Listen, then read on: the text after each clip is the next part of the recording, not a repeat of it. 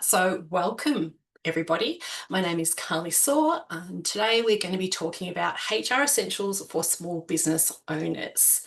Now, before we get started, I'd like to start by acknowledging the traditional custodians on the lands on which we are all meeting from this evening and pay respects to elders past, present and emerging. And I'd like to extend that to any Aboriginal or Torres Strait Islanders that are with us here tonight. So this is my lovely team at Strawberry Seed Consulting. We are a boutique HR and recruitment consulting firm, and we work with clients right across Australia, across a wide range of industries. In fact, we've got quite a few people from different industries that have registered for tonight. We help with everything from hiring and firing and everything that happens in between. And we will be having a new person start with us on Monday. We've got our new administration assistant joining our team, Maddie, and Ala is stepping up into a HR coordinator role. So we're going to have a couple of changes coming our way in the next few weeks. For those that don't know me, I'm the founder and director of Strawberry Seed. I started in HR. I did a sandwich year of experience for 12 months in 1994, then went back to uni for 1 year, and then since then I've been working in HR roles, starting off in large corporate, and then 13 years ago I started Strawberry Seed. So I myself am also a business owner and have, as you can see from my team, it has grown over the years. And so I sometimes firsthand feel the same pain that some of our clients feel. On a personal front, I am true crime obsessed. I just took off my headphones before we started. I'm a very, very happy, passionate Brisbane Lions supporter, and I'm not going to let go of the opportunity to share that. I'm very much looking forward to Saturday. I'm a parent, I'm a Gen X, and I'm neurodivergent. And, you know, I'm all those things on top of being a business owner. So I get that it can be hard sometimes. So today I'm going to look at sort of three main areas. I'm going to start by looking at foundations, so legal obligations, and also recruiting and onboarding and getting those foundations right. And then I will talk a little bit about managing and leading your team. And look, we only have an hour and some people ask some really interesting questions that they would like answered. We can't go too deep into any particular award or anything like that. But I know from talking to people all the time, but sometimes we forget that not everybody knows the basics. And so we're going to kind of start at the basics and move forward and try and understand what we need to do and why. And one of the things that we are planning on doing for our final webinar of the year in November is doing what I call the Essentials Plus of HR. So we're going to take all the questions across the year that we had in things that people wanted to know more about, and we're going to put together a little bit of a mismatch of could be wildly different questions and answer those. But today we're going to really start focusing first on legal obligations. If you have any questions as we go along, please pop them in the Q&A because I am more than happy to answer as many as you want me to at the end. So let's get going. Here are all of the laws that govern employment in Australia. There is a range of laws and they cover different areas from employment laws through to work health and safety laws, superannuation, long service leave. And there's also state and territory laws as well on top of this. So, when you look at that and you go, wow, there's a lot there. It's a lot to keep on top of. So today, what I really want to do is to really talk about the minimum things that you should be having in your business that can actually help protect you as much as possible. And really understanding, how that comes back to the laws that we have in place. So before we jump into what employers need, I thought it's really important to talk about what are the minimum legal obligations that an employee has. So even if you have not one scrap of paper, even if you don't have an agreement, you don't have any policies or anything, there are minimal legal obligations that both employees and employers have to actually go by, whether or not you've ever put anything in writing. And that's come through case law, it's come through just the laws that already exist. And so from an employee perspective, those minimum obligations are to do the work you were hired to do. So perform your duties to the best of your ability, that are outlined either in your agreement or your job description, and follow all lawful and reasonable directions. Employees need to comply with policies and laws, so they're actually required to follow any policies you have in place, any procedures, and most especially work health and safety requirements. So there's a lot in there about employee responsibilities. they need to treat everybody with respect, whether that's their fellow employees, whether that's their leadership, whether it's customers, or whether it's clients, whether it's suppliers, and they have to avoid discriminating, harassing, bullying, or any other unlawful conduct that's covered under the law. And they have a duty of care, as every individual does in a workplace, to take reasonable care for not only their own health and safety, but that of others. And that's not just physical safety, that's also psychological safety. So they're the minimum ingrained in law sort of things that exist. And then all of these other laws build on top of that. So as an employer, we start with compliance. What you must do, what must you have in place? And those laws I showed on that first slide are the minimum standards that apply to all employers. Now, there will be some variations based on your location or maybe your industry, maybe on your business size, because there's some variations to what applies to a business with less than 15 employees versus someone who has 15 or more. But fundamentally speaking, the majority of those laws are very, very similar. So the laws say this is what we must do, right? Then we have our policies or our agreements or forms and things that we put in place. And the reason that we put these in place is to demonstrate compliance, because there actually is no legal requirement for you to have an employment agreement.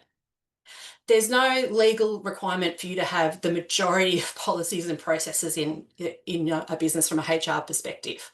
And while there are now some that do have a positive requirement, so for example, there's some laws around sexual harassment now that actually have put a positive obligation on you that you must have something in place.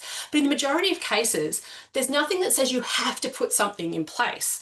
But at the end of the day, to show you're meeting your legal requirements under all the laws, you actually need to have these things in place to actually make it clear to everybody what the requirements are in the workplace, and also to provide evidence if your compliance is ever questioned.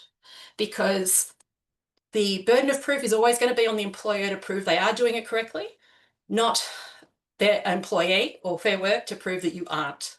So that is why we have all this paperwork in place that a lot of people find annoying, but it does come from from a good place, and there's a reason for it. So, I mean, a good example of that is seatbelt laws, right? So there's a law that says we have to wear a seatbelt, but there's no law that says there has to be an annoying little beep in your car that beeps because your seatbelt is not turned on, but you're sitting in the seat.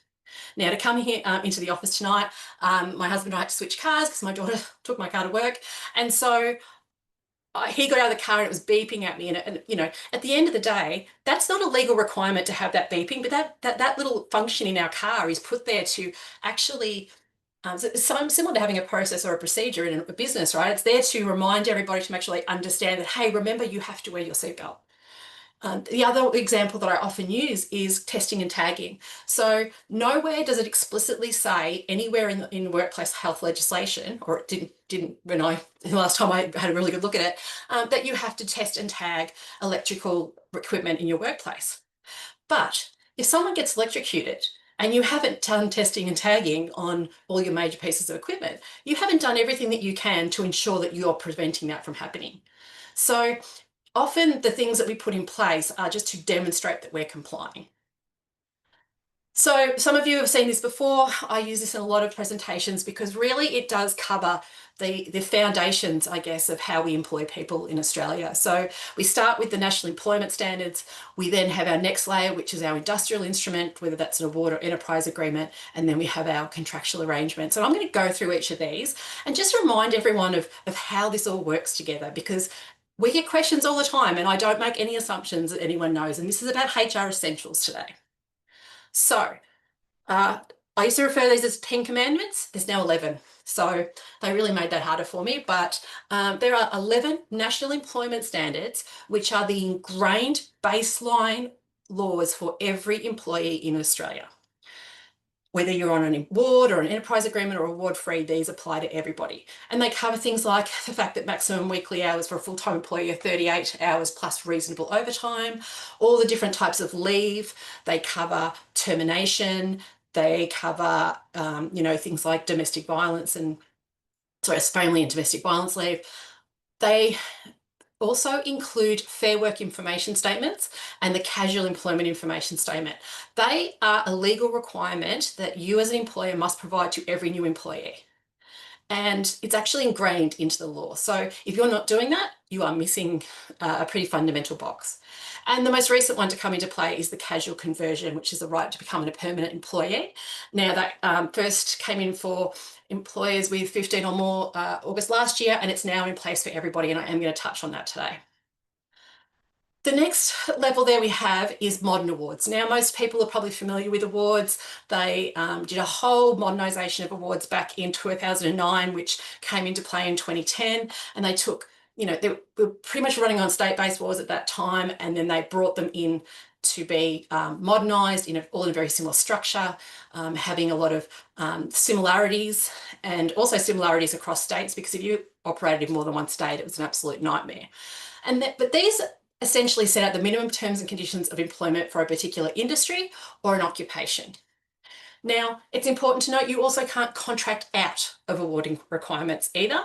The NES underpin this. Some of the things in the National Employment Standards or NES might have more in the award for an employee in a particular industry or in a particular occupation. And the one that comes to mind off the top of my head is the Building and Construction Award. It says that even if you're a small business, you have to pay redundancy pay under that award. Whereas if you're a small business with less than 15, in other awards, if it's just as per the NES, you don't have to pay redundancy payment.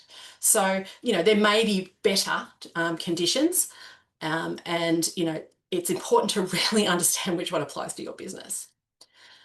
So an award's going to include everything from minimum rates of pay. It's nuts and bolts, right? It's when penalty rates apply, what allowances apply, what are the hours of work spans, what are you allowed to do in terms of rostering and breaks, and the shift loadings.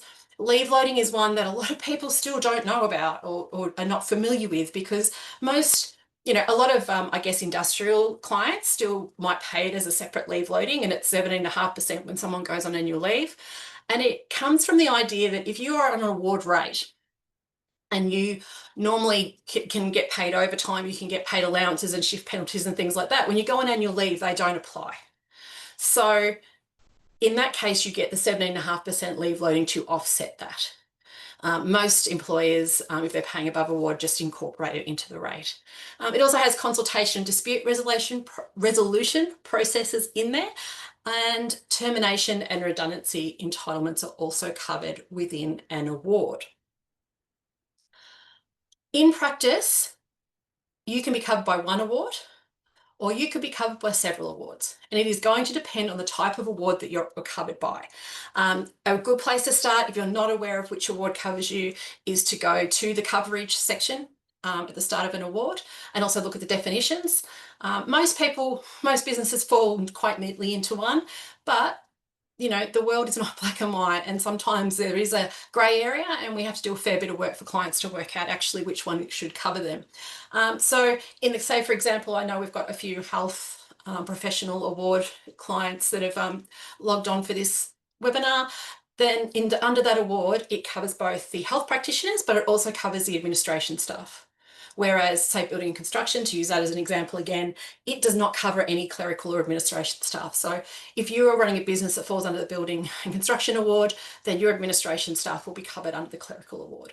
So it's really important to know which ones apply to your business. So they might apply to your entire business, or they might apply to particular jobs or roles within your business. Now, the other one, which I'm not going to spend a lot of time on, is an enterprise level agreement. So this is a collective agreement that is made at the business or enterprise level between an employee and employers. So it could be just one employer and their employees. It could be multiple employers come together within a certain industry or a certain area that work in a similar industry and put one together. But it is an agreement that has been collectively made between them. They might include things like flexibilities that are tailored to that business. So that could include things like overtime arrangements and allowances, and they must include dispute resolution, consultation, and flexibility clauses. So they must be ratified by Fair Work. You can't just go, hey guys, let's get together, let's agree to some stuff, and then we agree to it and we just go ahead with it. If it's not ratified by Fair Work, then it's not, you can't follow it. And we certainly do get sometimes that clients will say, oh, I'm following this enterprise agreement that one of their suppliers uses or another competitor uses, and we're like, but you can't actually follow that agreement because you're not a party to it. So the other thing to really note is it still has to pass the better off overall test. So it has to be at or better than what the employees would have gotten under the award that actually applies. And it can't reduce entitlements. It can offset them against each other. So I worked with a business that had one, and they were like a party planning, party hire business. And so they negotiated sort of higher rates right across the week, no matter what day they were. So those that worked on weekends weren't as much better off as they were over people who worked during the week. And it gave them a lot more flexibility with scheduling and things like that. But ultimately, at the end of the day, the math had to math.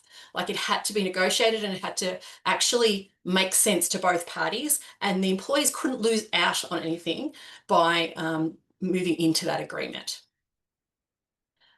So our next level is employment agreements. And you'll hear me use the term employment agreement because, look, it is still a contract. An employment contract is not wrong, but we have a lot of clients that work with contractors and employees, and we just find that having a clear distinction between them is really important because employees and contractors are different. And so employment agreement is a term that I would prefer to use. So it's actually a contract between an individual employee and their employer. In fact, it's not that much different in some ways to an enterprise agreement. It's just between one employee and the employer. It can be written, verbal, or a mix of both. So as I mentioned at the start, you don't have to have a written employment agreement in place. But if you don't, all you have to work from is what is written in the award, what is written in the National Employment Standards, and yes, there may be a verbal agreement between you, but it's very hard to prove from either party what that verbal agreement was. So not having anything in writing is really not advised. However, there have been instances where a verbal agreement happens, no one actually documents it anywhere, but because it becomes practice. So say, for example, there was a verbal discussion with an employee where you said, yep, we're going to give you a 10 grand pay rise. And then that change was made in payroll, even though there's nothing in writing to say that you gave that to that person, the fact that it was upped in payroll and they've been receiving that, and even though it was done verbally, the fact that it's been put into practice means it's now there, it's ingrained, it's what's happening. So there's some core inclusions that majority of employment agreements have. And look, in some instances, it's just a letter. Like, I've seen many instances where a business just gives someone a letter that says, here's a letter of offer that has most of the minimum things that are covered here. So what are we going to pay you? What is your job title? What are the hours you're going to work? What leave arrangements? Are we just doing the minimum, or is there anything else? I'm going to come back to probation period. Notice requirements. So a lot of people might just have the minimum under the National Employment Standards, or you can actually have it so that they're higher than the National Employment Standards. And any other benefits that you might be offering to the employee. Now, probation period, it's a good place to explain that is not a legal, it's not part of the law, right? A probation period is a contractual arrangement. If you don't have a probation period written into your employment agreement, or as the case of one that we had this week where someone had been given the employment agreement and they never signed it, and they never resolved it, so no one's ever signed it, and now they're saying, can we terminate in the probation period? Well, you never signed that agreement, so there is no probation period. Because they're almost redundant in some ways, because you have what is called the minimum employment period now. And what that is, now, if you're an employer with more than 15 employees, that's 6 months. If you're an employer with less than 15 employees, then that is actually 12 months. And that is the qualifying period for unfair dismissal. So there are lower requirements in terms of moving someone on in that minimum employment period. And look, I still like probation periods. The most relevance they have is when they're linked to notice. So say, for example, someone might say, look, we're going to give you 1 week's notice during your probation, and then at the end of that, we're going to increase that to 2 weeks or to 4 weeks. So that's where they have the relevance, right? Because it's increasing someone's entitlement when that's concluded. Whereas, you can have a 6-month probation period, and if you're a small business with less than 15 employees, then you can still have another 6 months up your sleeve before unfair dismissals on the table. But I think it's good to tell people that you are assessing them in that first period of time, but you can have a bit of a fail-safe. And we might do a whole other webinar talking about not waiting till the day before a probation or minimum employment period to terminate someone. So what are the some other additions that we suggest you have in an employment agreement? Well, the first one is actually a requirement in some awards, not in all, but I think it's really good to have, here's the award that is covering you. Here's the industrial instrument that we have referenced for your employment. So it's really clear to both parties. Uh, and also what level we're classifying you at when you start. So we're handing you an employment agreement and we're saying this is the award that covers you and here's how we've classified you at the beginning. So it's really clear for everybody. Duties and flexibility is a clause that allows an employer to vary duties within an employee's skill set. So it's about being reasonable. So it's a clause that is written in that says, look, you know, an employer can take something away from you or give you some work, additional work, as long as it sticks within your skill set. The bigger the change, the more likely it could result in a redundancy. But having a clause in there that gives you a little bit of flexibility is really important.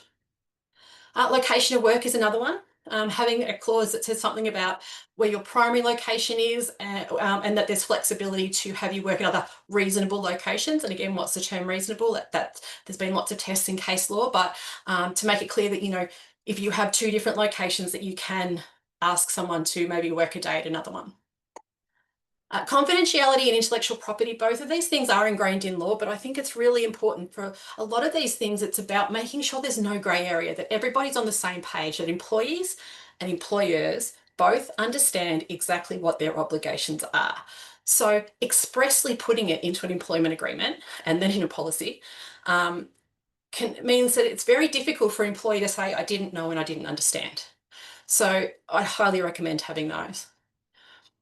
And there's actually a clause around policies and procedures that should be in an employment agreement that states employees must abide and comply with the policies of their employer, but without actually bringing them into the contract. So you're not actually contracting those policies, but you're saying you're agreeing to abide by those policies. A couple of other additions, offset clause. This is where you're paying an above award salary and you want to make sure that you're saying, hey, we're paying above an award, but we're saying that if we meet the better off overall test, so we're paying enough above the award to cover all the entitlements this person would have received under the award, that, you know, that we're covered. If you pay above the award and you want to include entitlements like penalties or loading, you have to have an offset clause. Otherwise, the employee can technically come back and claim those things that you're not paying. A set-off clause is a clause that basically says, to the extent that we have been paying you above the award, if we miss something, like if we miss that we should have been paying you an allowance or something, we can set off what we've been paying you above the award and credit that to other entitlements. So they're actually slightly different things. Now, restraint of trade, I could probably do a whole one on this as well. The main things that people want to worry about with restraint of trade or non-solicitation is don't poach our employees and our staff, and don't poach our clients for a set period. Where people go wrong is they try and make them so broad and so all-encompassing that they're not going to be enforceable. So to be enforceable, you actually have to demonstrate that there was actually a loss. So you received a loss. You'll be able to prove that this person approached this client. I have evidence to show you that they approached this client. This client would have been worth $30,000 to me in the next 12 months. That's what you can actually take them to court for. But I still see a lot of people, and we try and talk people out of this, wanting to have a certain kilometre. You know, you can't set up a business within a certain kilometres and things like that. We have another one recently where they're an actual online business and they want to sort of say you can't have a business that would be in competition. That wouldn't be enforceable, because what employers need to understand is they do not own every single potential client. You can only protect clients or customers that you've actually had contact with. You cannot protect against those that you never have, because you don't own them. So it's an area that there's going to be some legislation in the next year or two. I'd be interested to see what happens with it, and we'll certainly keep you up to date. A right to vary terms in writing, so making sure that there's something in there that says, hey, we can, as long as we both agree in writing, we can vary this contract. which is why when you do make variations to a contract or agree with someone verbally, you do it in writing as well so that there's a trail. So a couple of other things that kind of are the cherry on the top, I guess, and ways that you can, I guess, change someone's conditions within an agreement, changing them from the award. They have to benefit, they either have to be equal, so they're offset against something else so the employee doesn't walk away so that they're disadvantaged, or it's a better condition than they would have received. So a higher base of pay, whether you're paying a flat rate or a salary that's all inclusive, as long as that's better than or equal to what they would have gotten, you can do that. You can offer additional leave. You might want to have a few extra days of carers leave or mental health days. My team get 2 mental health days a year. And some extra annual leave. Some people, after a certain number of years of service, offer additional annual leave. They're all things you want to have in your employment agreement. Any flexibility and perks that are ingrained, and that could be anything from, okay, I'm saying that you can work from home, and that's an agreement up front. It might be some paid study leave or allowances, paid parental leave, things like that. They would normally be in an employment agreement. And offering longer notice for termination. So the National Employment Standard starts at a week and it goes up over time to 4 weeks. Some people want to have it above the minimum from day one, some after probation. Just remember it does go both ways. So if you're saying, I want 5 weeks notice for this person to resign, if you want to terminate them, you also have to give them 5 weeks notice. And, the other one might be allowances. You might offer some additional allowances, or maybe if someone's traveling a lot for work, you offer them higher than what the minimum is in terms of meal allowances and things like that. So we sort of talked about the paperwork, I guess, and the laws. I want to sort of talk about casual versus permanent employees, and actually as an employment, a type of employment, because there are still people that get them mixed up, particularly part-timers and casuals. And some people probably heard me say in the past, you can't be half pregnant. So because they're different, there are different forms of engagement and they have different requirements. Contractors are not employees. Please do not treat them like employees. I'm not talking about contractors today. We will do in the new year another webinar on contractors because there has been a lot of changes since the last one we did. But today we're talking about employment. So a casual employee has, in theory, no firm advance commitment to ongoing work. They work on an as-needs basis, irregular shifts or hours. They get paid a casual loading that offsets a lot of their entitlements they would have got as a permanent employee, and they should be able to accept or decline work. Yep, I'm happy to take that shift. No, I'm not, and there can't be consequences about it. Permanent employment is guaranteed hours. We're saying we have engaged you, we are going to pay you this many hours a week. Here is the set regular pattern of work that you will work. And if you can't work because you're unwell, you get leave. If you're on annual leave, you get leave. And if we want to get rid of you, we actually have to give you notice for termination. So there's different entitlements, so that you have to be really clear on how someone's engaged. And that's a really important thing to have in paper, because we've seen people that have engaged them and they don't have written an employment agreement if they're permanent or casual. And, the way they're paying them could kind of go either way, because it is more than what's written in the piece of paper too. So you've got to remember that if you get it wrong, you can end up with some penalties and things. So, if somebody's treated like a casual, but they are actually, but they actually work like a permanent employee. So someone's been engaged as a casual leave and have a document that says they're a casual, but they are working regular, ongoing, predictable hours. The longer that goes on for, the higher the risk. So the risks might be having to back pay entitlements. So if they get found to be an employee, they should have been a permanent employee down the track, then you might have to actually back pay them annual leave and carers leave and other things. And now they have other entitlements to, say, getting notice and redundancy. They can certainly make a dispute and claim for underpayment. Often somebody who's casual suddenly really wants to be permanent when they're dismissed, because they want access under their dismissal, and that's often when they will make that claim. There can certainly be penalties for breaching the Fair Work Act. And you could end up double dipping. There's actually been times when you've paid a casual loaning and they go, no, you're going to pay all these other entitlements on top of it. And you could also potentially end up with penalties, which you do not want. So something that is ingrained in law is a regular and systematic casual. So this is a casual who works regular, predictable hours or shifts and has an ongoing pattern of work and a reasonable expectation that that will continue. So employees in that situation, if they've been employed for a minimum of 6 months, if they're a small business, 12, a larger business, or 6 months, 12 if you're a smaller business, and their work has been regular and systematic, and they have a regular expectation of ongoing work, then they are actually entitled to make an unfair dismissal claim. They could be eligible. Same goes with some other entitlements under the NES, like parental leave. If an employee is seen as regular and systematic, casual, then you are better off treating them like they're a permanent employee in some instances, particularly when it comes to termination. As I mentioned earlier, there are casual conversion obligations now that are in place for every single business. So this is essentially the process for a casual employee to have the option to become permanent. Now, from our perspective, we tend to see that it's usually more the other way around, that the employer wants the person to become permanent, and the employee says, no, I want to stay casual. But particularly if you have 15 or more employees, there are really, clear obligations you have now. So if you are more than 15 employees, you must offer conversion in writing within 21 days of their 1-year anniversary of working with you. If they've been employed for 12 months, and if they have worked a regular pattern for the last 6 months, and that could continue without significant change. So if they're a regular and systematic casual and have been working pretty, if not the same, very similar for the last 6 months, when they hit their 12-month anniversary, you've got 21 days to actually make an offer of conversion to them. Now, employees can request that conversion in writing if it's not offered to them, or any time after that. So they could say no at that point, and then in 12 months' time say, actually, you know what, I'd like to have that looked at now. You can say no, but it has to be on reasonable business grounds.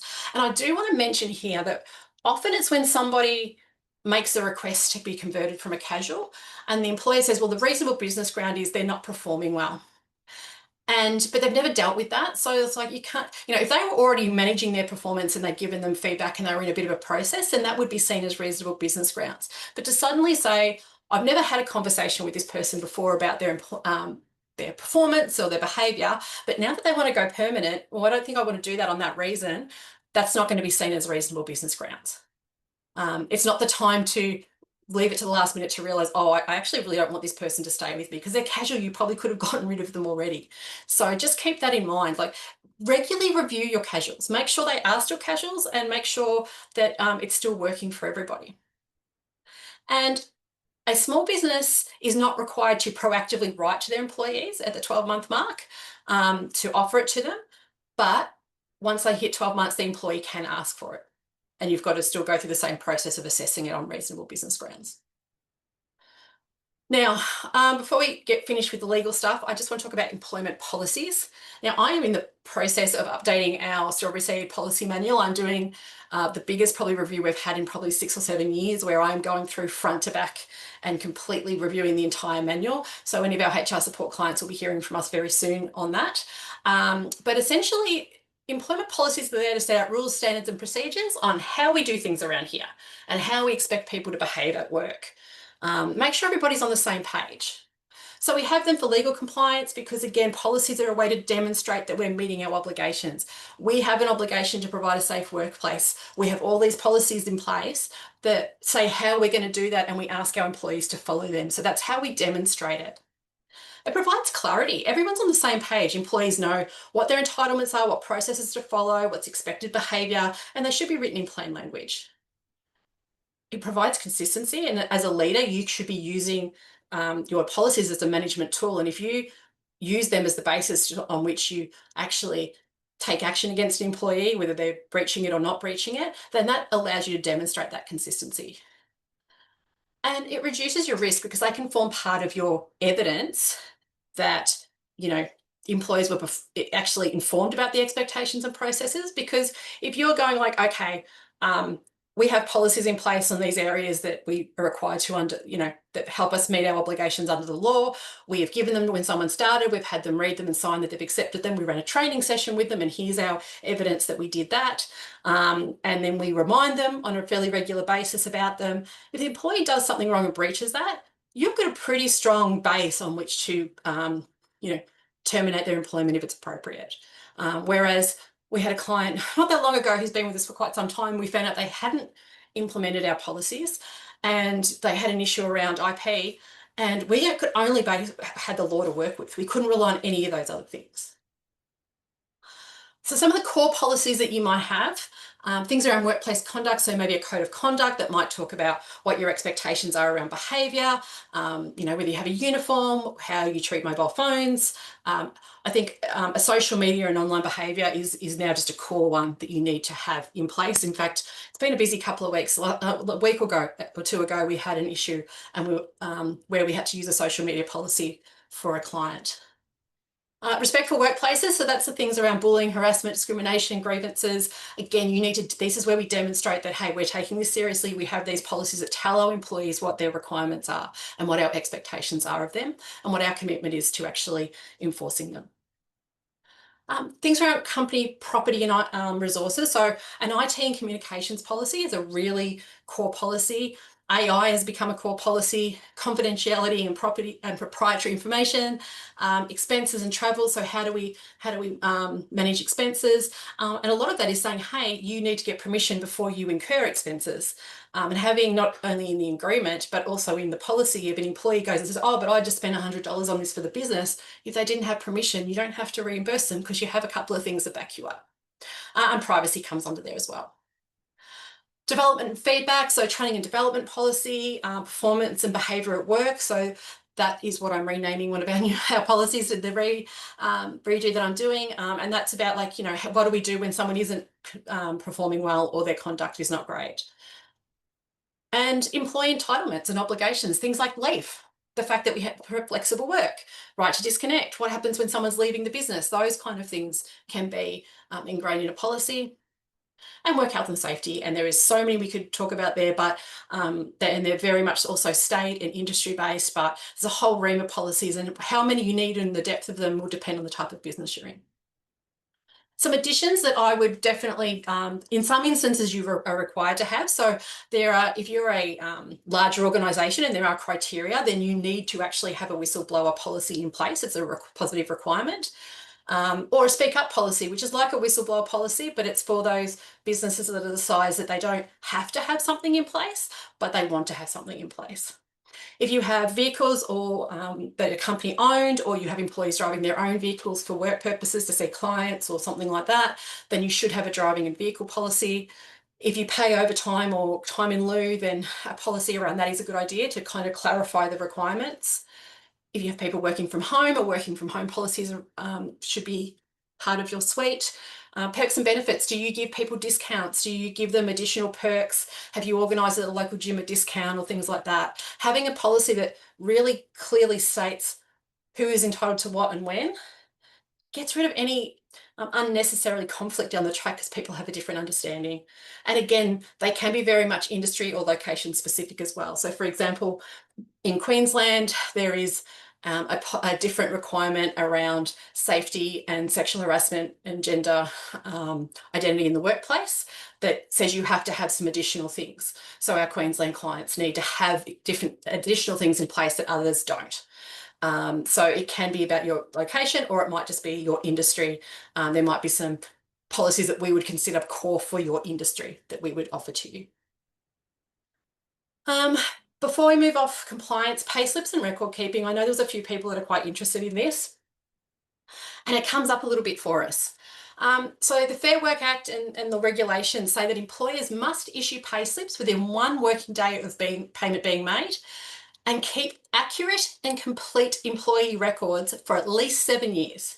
And that includes what time they worked, what were their start and finish time, their hours and overtime, wages and allowance, loadings and deductions paid, all of their leave accruals, superannuation contributions, and any start and end dates. Now, there still seems to be, and some awards now actually specify you must have timesheets. There still seems to be this thought out there that, oh, well, if you're a salaried employee, you don't have to do a timesheet. But how do you prove that because you have the positive requirement to prove that you are paying correctly? How do you do that if you're not keeping track of someone's hours? Even if they're on an annualized salary where they're not paid on the hours, the fact that they should be actually recording their hours that they're working. Because if they say, hey, I've been working way too many hours and actually I'm not being paid enough for it, you need to be able to prove that. So I think when it comes to with the evidence, ignorance is not bliss, right? So the law is going to expect you to be proactive and not reactive. I didn't know is not a defense. So you didn't know what the laws were. So, that's not going to actually protect you. And the burden of proof is on you as the employer. So you must be able to show that you correctly paid someone, or you provided that entitlement, or you manage the risks to health and safety, whatever the issue is. And we do that through signed agreements. We do that with accurate keeping timesheets. We do that with making sure there were pay slips that we can come back to. We do that through training records. We do that through a lot of different ways. Silence is not proof, so just because no one's complained doesn't mean that you're compliant. It's funny, we have people come to us and say, oh my God, they're going to find all these things, and we don't, because if your intention is to do things well, you're probably doing them well.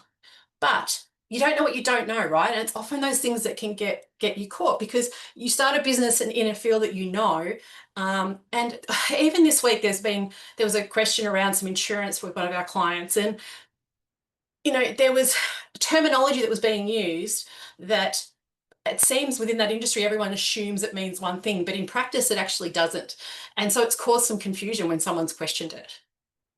To prove compliance, you need positive evidence, and you're the one who has to have the positive evidence, whether that's records, documents, or systems that demonstrate what you did and when you did it. So having those policies in place, getting people to sign agreements, getting them to sign something that says, I've read and received those policies, may seem like just paperwork, and if it didn't happen, oh, well, it doesn't really matter, until you ring us and say, hey, I've got an issue with this person and they've really done something bad and we want to terminate them. And we're like, well, can you show us where they've signed to say they've received them? And you're like, oh, we don't have that. And so suddenly, even though they exist, they don't have the same gravitas that they would have. So I'm going to just touch on recruitment onboarding, because we only have an hour, and there were some great questions, but there's only so much I can do in an hour when I'm touching on the basics. And back in July, I did a full 1 hour webinar just on recruitment and onboarding. And so I pulled a couple of slides out of that just to sort of touch on some of the fundamentals. And I highly recommend, if this is an area you want to work on, definitely take a look at all of our webinars are online on YouTube if you want to watch them. So you need to think of onboarding not as an event, but a strategy that you have, because there's really 3 phases to onboard people. The first phase is when we're recruiting them, like we're actually going out and looking for them. The second is they've said yes, and so now we're pre-boarding them and up to their first day. And then the third is that first 12 months where we really want to embed them into our organisation. So the way we treat candidates tells them how you treat your team. So from that first click that they make to apply for a job through to the time you hand them an offer and they accept it, you are setting the tone for that relationship. Every interaction you have with them, did you communicate with them regularly, or did you ghost them? Did you leave them sitting there wondering for 3 weeks? Did you, once you made the offer, did you continue to actually talk to them after that? You've got to show your professionalism, and it'll reflect your culture. Like, did you communicate clearly with candidates? Did you give them all the information they needed to come in for the interview? Did you respond to a question that they sent you? All of those things.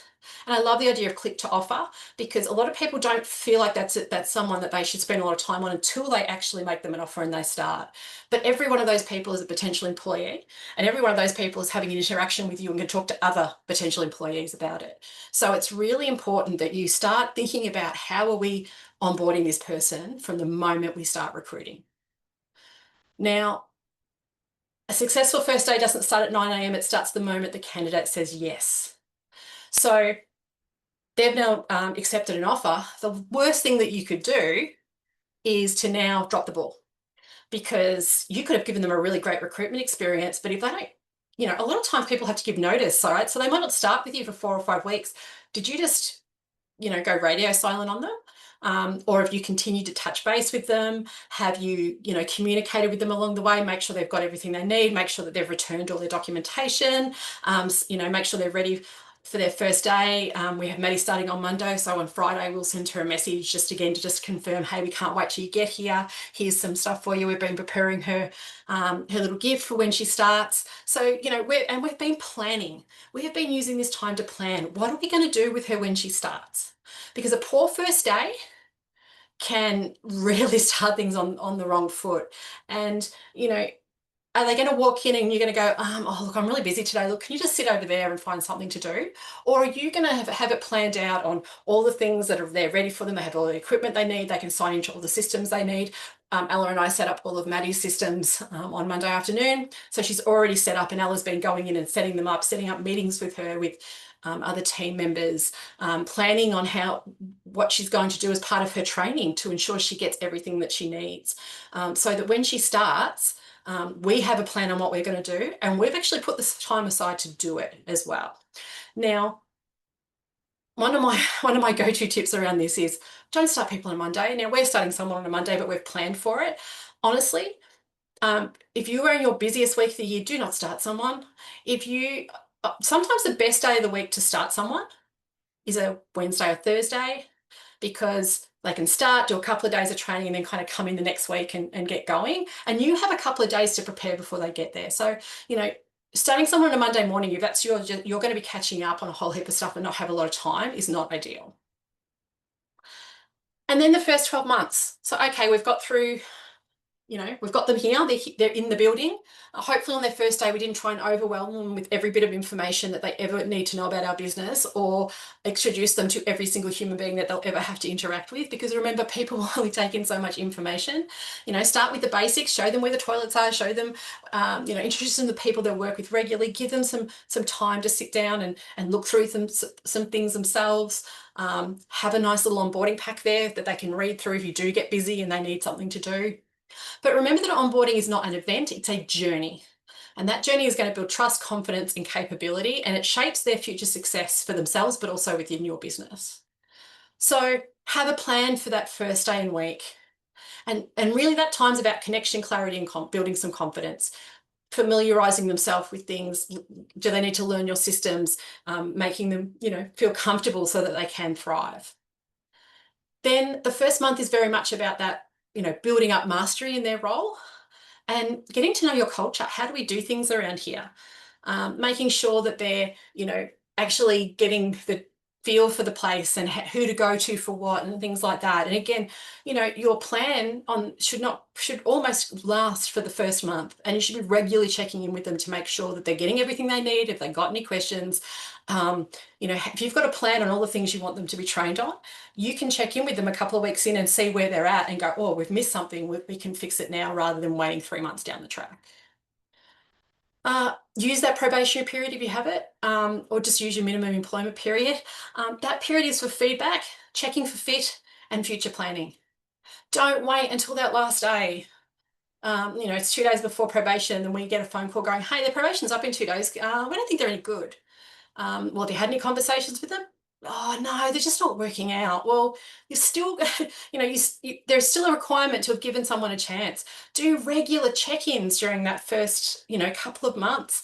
Maybe you meet with them weekly for the first month and then fortnightly for the rest of their probation period, because it gives you a chance to provide feedback as you go along and really help them if they're not making it. And then think about what their first year is going to look like, because this is about growing them and making them feel like they belong and retaining them long term. So some legal considerations in this area. Checking working rights from someone. Now, a lot of people will just disclose to you they're on a working visa or whatever. You need to check that visa and what the requirements are, and if you're able to actually employ them. Another thing I will say here to avoid discrimination, do not just ask someone if they are able to work in Australia based on what they look or sound like, because that can be discrimination and open up a door you don't want to. So either ask everybody. In larger organisations, it's quite common to ask everybody to provide proof that they are eligible to work in Australia, and that can be a copy of their passport or their birth certificate or their visa. But most people are pretty upfront about it anyway. And the same goes for qualifications, licenses, and accreditations. If you're asking for them and you need them for your employee to have them to be able to work in your role, yes, they told you they have it, but ask for a copy of it. Like it's your job to verify that they actually do have that. Do they have that membership that they need? Do they have a working with children's check? Do they, you have to check, and then you can ask for them to provide that as evidence so that you know that you're putting on someone that is qualified to do the job. Police checks, in some industries, they're actually a requirement. It's not something I would ask everybody for because, they do cost money, and it can actually make people not want to go through your process if everybody has to get a police check for no particular reason. But also don't just ask someone because they look like they might have been to jail. I've seen that happen too. Pre-employment medicals be the same for me. Like, do them if they're relevant. Do them if if someone needs a certain functionality to be able to move a certain way or do a certain thing to do a job, then it makes sense to do a specific pre-employment medical for that job. But they can be quite expensive if you just do them for everybody. In terms of employment documentation, please make sure that you provide them all their employment agreement, their policies, any forms that you have before they start. Don't just say, oh, we'll give it all to you on the first day. If you're giving it to them on the first day, they've already started work. They've arrived in your building, you've engaged them, they're there to work, and you're paying them to fill in that paperwork. If they now have a problem with something in there, you've already started them. So please give it to them and have them return it before they start. Provide them with the Fair Work information statements that are appropriate to their type of engagement. And as I said, sign and return the documents before they start. We had the one I mentioned earlier this week that can't use the probation because there was a few issues that apparently their wife had with it and they never resolved them, so it never got signed. That person should not have started work until that was resolved. So I'm going to finish with leading and managing your team. Again, I'm going to really briefly just go through some little hints and tips and ideas because at the end of the day, we have I've got a 6-hour training on this coming up for a whole day, and we're 3 modules into a 5-month course on it. It's not something you can just cover in a short period of time, but I'm just going to cover through some of the highlights I think that will be helpful. So I want you to think about your culture. And I love this quote that culture is how employees' hearts and stomachs feel about Monday morning on a Sunday night. Culture isn't one thing. It's a whole lot of little experiences and moments and things that make people feel valued and part of something else and connected. And so I'm not going to give you a whole list of here's things that you can do for your culture, because just getting beanbags and table tennis tables or giving a free lunch every now and then does not create culture. They're nice gestures and they might contribute to your culture, but you don't have to have a big budget to create a good culture. So how do you influence your culture? Well, you communicate really well with your people. You as a leader set the tone. You literally set the tone. So if you're respectful and consistent with your communication, that will build trust. Building trust is what is going to create those relationships and make a good working environment. Share information openly.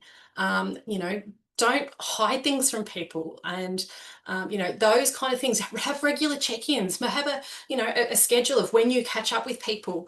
We did one earlier this year on feedback and communication strategies, or sort of performance review sort of structures, and have a bit of strategy behind that.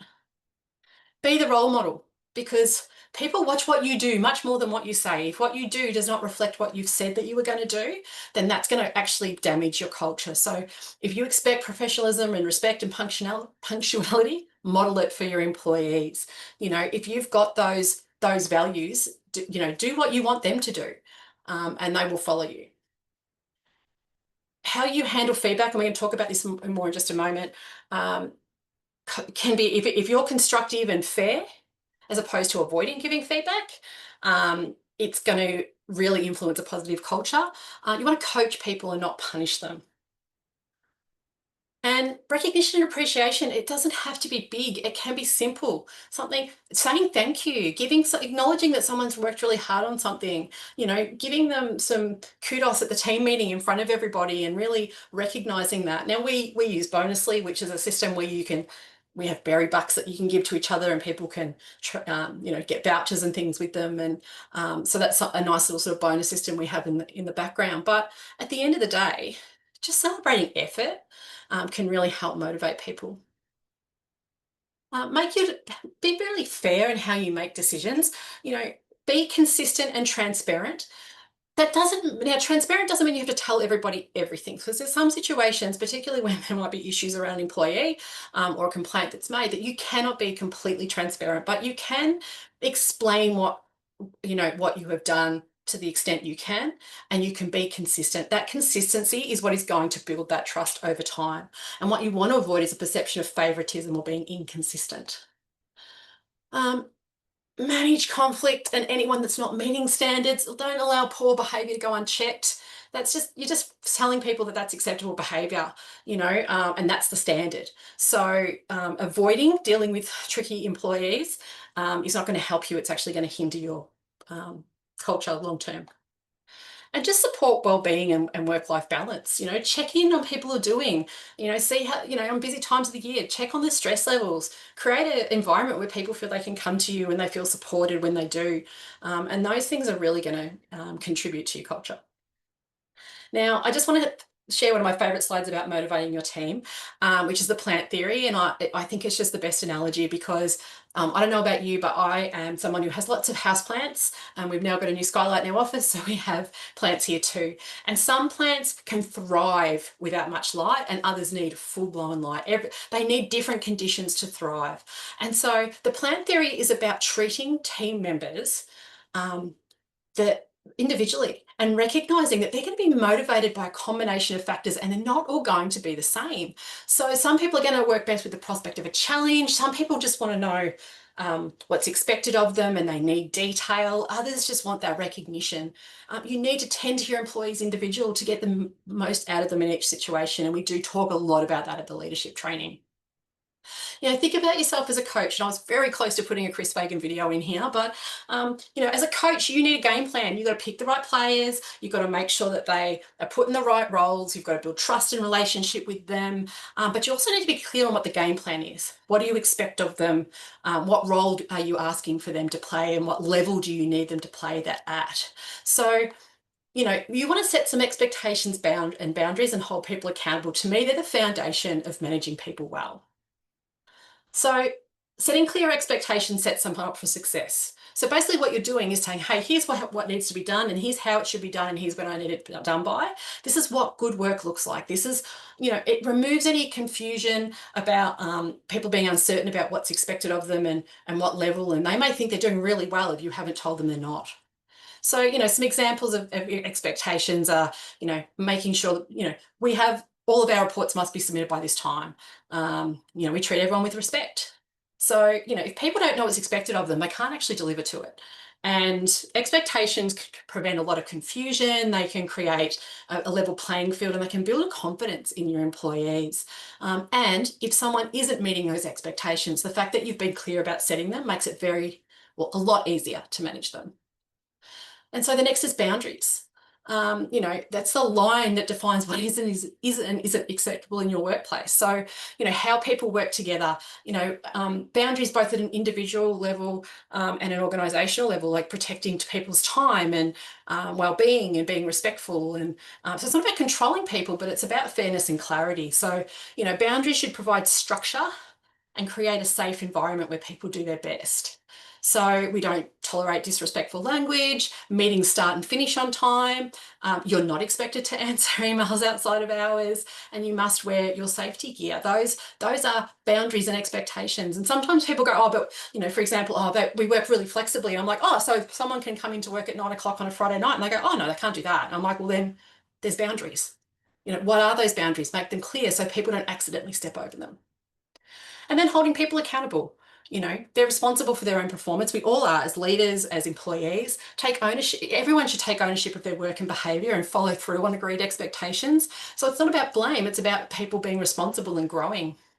So, doing what you say you're going to do, owning your own mistakes, and having follow through. So, if you're consistent as a leader, then that's really going to be reflected. And, if you've set clear expectations and boundaries, it's a lot easier to hold people accountable because they know what you wanted from them. And if they are meeting it, fantastic. And if they're not, then you can deal with it. So just to sort of finish off, I'm going to touch on feedback. I'm going to go over time, I'm sorry. Effective feedback is a habit, not an event. We do it all the time. It's not something that we put in our calendar to do unless it's, for a specific reason. It should be happening constantly. It should be a two-way conversation and not a lecture. It's a conversation when you're giving feedback to someone. You're trying to understand what happened or where they've got there, or whether it's positive or, negative feedback.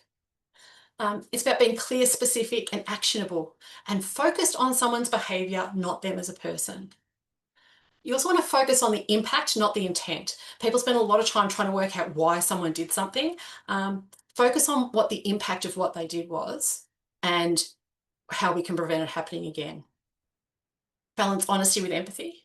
So we do need to realize we're dealing with human beings and we often don't know what's going on for someone. So, we can, even when if we're not in the right frame of mind to deliver feedback, that's not the right time to do it. Maybe wait and take a breath before you do it. Start with someone's strengths and then address their areas for growth. Recognize that they do have strength first. And then end with actions and support. What are we going to do next? How are we going to move this forward? And how am I going to support you to do it?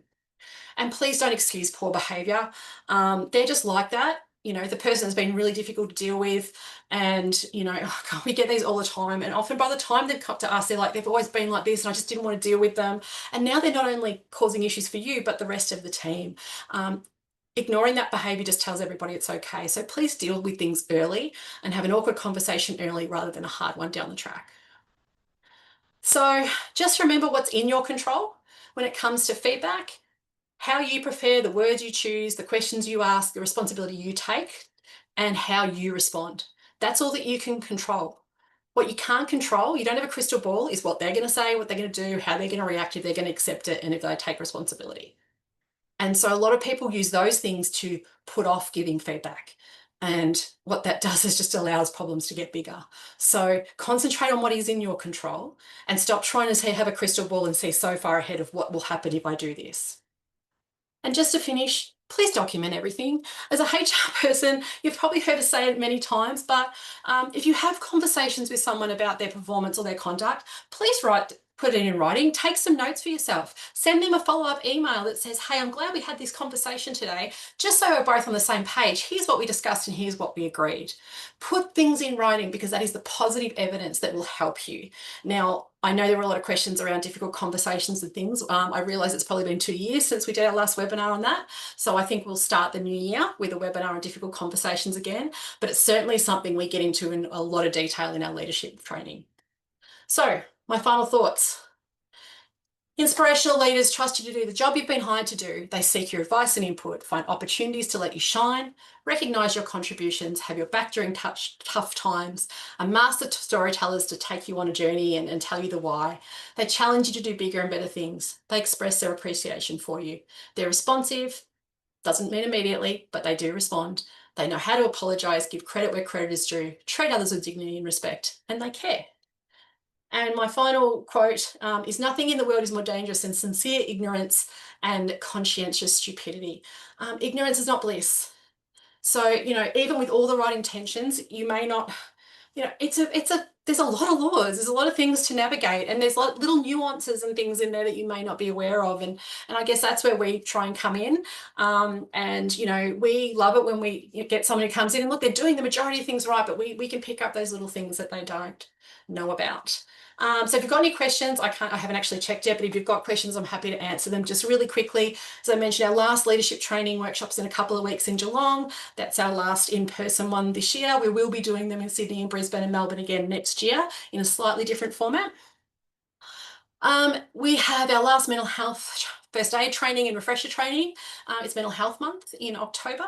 So we've got one session in October, one in November, and some refresher there. So I highly recommend that you look at that if you've been thinking about it, because it's just invaluable. And because it is Mental Health Month in October, we're not just having one webinar in October, we're having on the 15th our evening 1 hour one on the role of leaders in supporting mental wellbeing, but we're having 3 half-an-hour little mini webinars across the other 3 weeks, lunchtime webinars on different topics just around mental health. So our first one is for Gen Zs and surviving the workplace. So if you've got a Gen Z in your life, it's being run by a Gen Z with a little bit of help from me, and it's about protecting your mental well-being at work. So if you've know someone or you've got someone on your team that's new to the workplace, it might be one for them. Understanding EAP programs, we've got a guest speaker for that. And I'm going to finish the month with leading without burning yourself out. And so even if you can't attend these, please register for them, because then you get a recording sent to you as well. So definitely worthwhile having a look at. And that is it from me. As normal, I went over, but only by a couple of minutes this time, which I am very happy about. So I am really happy to answer any questions that anyone might have. So if you've got any questions, please feel free to pop them into the box and I'm more than happy to answer them. Also feel free, as I mentioned, I think our November one will be our last one for the year. And I'm going to call it HR Essentials Plus, and we are going to troll back through every webinar. We ask people what else would they like to learn, and often there's some very specific questions in there. So we're going to go back through our whole 2025 suite and actually see what questions people asked, and that's what we're planning on actually answering in our November webinar. So if anyone got any questions, please jump into the Q&A. I am absolutely happy to answer them. If not, I will happily let you all go off and have a nice cup of tea before bed, if that's what you like.